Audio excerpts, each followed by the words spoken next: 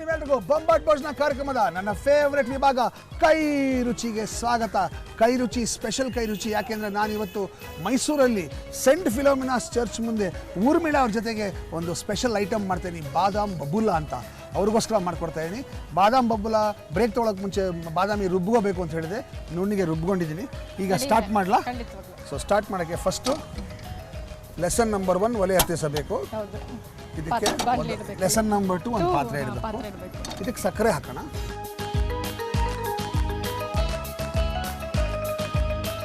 Okay, ಈ ಸಕ್ಕರೆ ಮುಳುಗೋಷ್ಟು ನೀರು ಹಾಕಬೇಕು, ಜಾಸ್ತಿ ನೀರು ಹಾಕಬಾರ್ದು.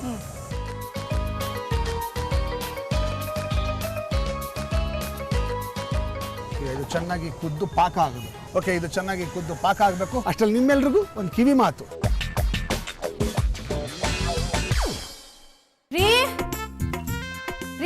ಬಂದ ನಾನು ನಿಮ್ಗೆ ಏನೋ ತಗೊಂಬನ್ನಿ ಅಂತ ಹೇಳಿದ್ದೆ, ತಂದ್ರ?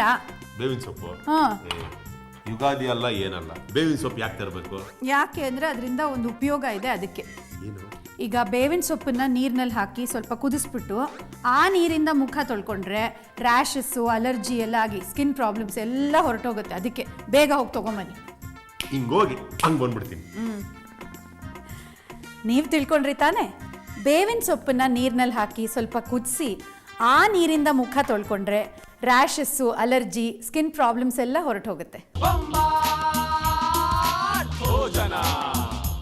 ಈ ಮಾತು ನಂತರ ಮತ್ತೊಮ್ಮೆ ನಿಮ್ಮೆಲ್ಲರಿಗೂ ಬೊಂಬಾಟ್ ಭೋಜನ ಕಾರ್ಯಕ್ರಮದ ಇವತ್ತಿನ ಸ್ಪೆಷಲ್ ಕೈ ರುಚಿಗೆ ಸ್ವಾಗತ. ಸ್ಪೆಷಲ್ ಕೈ ರುಚಿ ನಾನು ಸೆಂಟ್ ಫಿಲೋಮಿನಾಸ್ ಚರ್ಚ್ ಮುಂದೆ ಮಾಡ್ತಾಯಿದ್ದೀನಿ. ಬಾದಾಮ್ ಬಬೂಲಾ ಮಾಡ್ತಾಯಿದ್ದೀನಿ ಊರ್ಮಿಳಾ ಅವ್ರಿಗೋಸ್ಕರ special Dasara special sweet. Okay, ಇದು ಚೆನ್ನಾಗಿ ಕುದೀತಾ ಇದೆ. ಇದು ಒಂದೆಳೆ ಪಾಕಕ್ಕಿಂತ ಒಂದು ಸ್ವಲ್ಪ ಜಾಸ್ತಿ ಆಗಬೇಕು, ಅಲ್ಲಿ ತನಕ ಇದು ಕುದಿಬೇಕು. ಅಷ್ಟರಲ್ಲಿ ಒಂದು ಒಗ್ಗರಣೆ ಮಾಡ್ಕೊಂಬೋದು. ಓಕೆ, ಒಗ್ಗರಣೆ ಅಂತ ತಕ್ಷಣ ಬರೀ ಖಾರಕ್ಕೆ ಹಾಕೋದು ಅಂತ ಯಾಕೆ ಅನ್ಕೋತೀರ? ಸ್ವೀಟ್ಗೂ ಹಾಕ್ತೀವಿ ಒಗ್ಗರಣೆ. ಓಕೆ, ಇದಕ್ಕೆ ಇಲ್ಲಿ ಅದಕ್ಕೆ ಒಂದು ಚೂರು ತುಪ್ಪ ಹಾಕೋಣ. ಚೂರು ಮುಂದೆ ಬನ್ನಿ, ಗಾಳಿ ಬೀಸೋದನ್ನು ತಡಿಬೇಕು ನೀವು, ನಿಮ್ಮ ಕೆಲಸ ಅದು. ಓಕೆ, ನೀವು ಒರಿಜಿನಲಿ ಫ್ರಮ್ ಕೂರ್ಗ?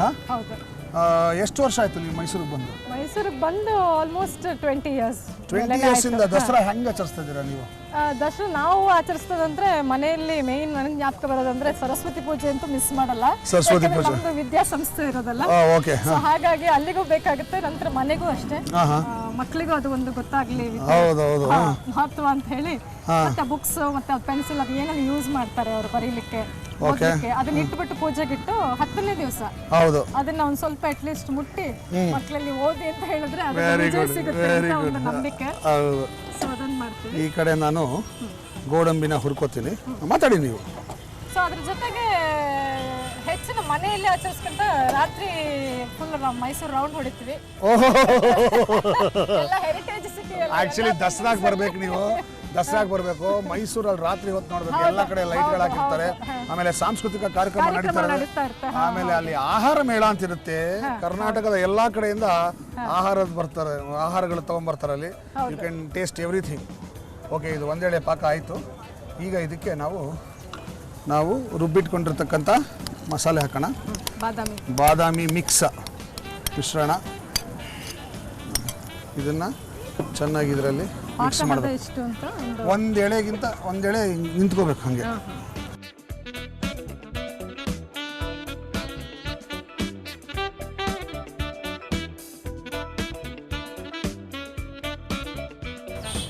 ಇದು ಚೆನ್ನಾಗಿ ಕುದ್ದು ಗಟ್ಟಿ ಆಗ್ತಾ ಹೋಗುತ್ತೆ.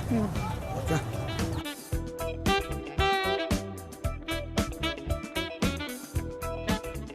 ಇದನ್ನು ಆಫ್ ಮಾಡ್ಬಿಡ್ತೀನಿ.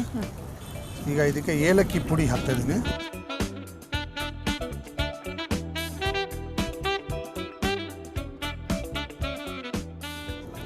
ಇದು ಕೇಸರ್ ಇಲಾಚಿ ಎಸೆನ್ಸ್, ಘಮ ಕೊಡಕ್ಕದು.